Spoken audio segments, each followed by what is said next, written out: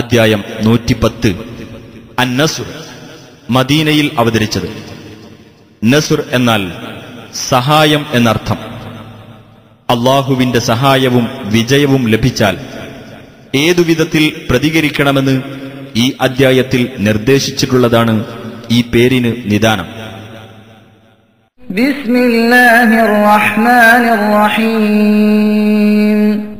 ഇദാ ജാഅ നസ്റുല്ലാഹി വൽ ഫത്ഹ്, അല്ലാഹുവിന്റെ സഹായവും വിജയവും വന്നുകിട്ടിയാൽ വറഅയ്ത അന്നാസ യദ്ഖുലൂന ഫീ ദീനില്ലാഹി അഫ്വാജാ, ജനങ്ങൾ അല്ലാഹുവിന്റെ മതത്തിൽ കൂട്ടം കൂട്ടമായി പ്രവേശിക്കുന്നത് നീ കാണുകയും ചെയ്താൽ ഫസബ്ബിഹ് ബിഹംദി റബ്ബിക വസ്തഗ്ഫിർഹ് ഇന്നഹു കാന തവ്വാബാ, നിന്റെ രക്ഷിതാവിനെ സ്തുതിക്കുന്നതോടൊപ്പം നീ അവനെ പ്രകീർത്തിക്കുകയും നീ അവനോട് പാപമോചനം തേടുകയും ചെയ്യുക.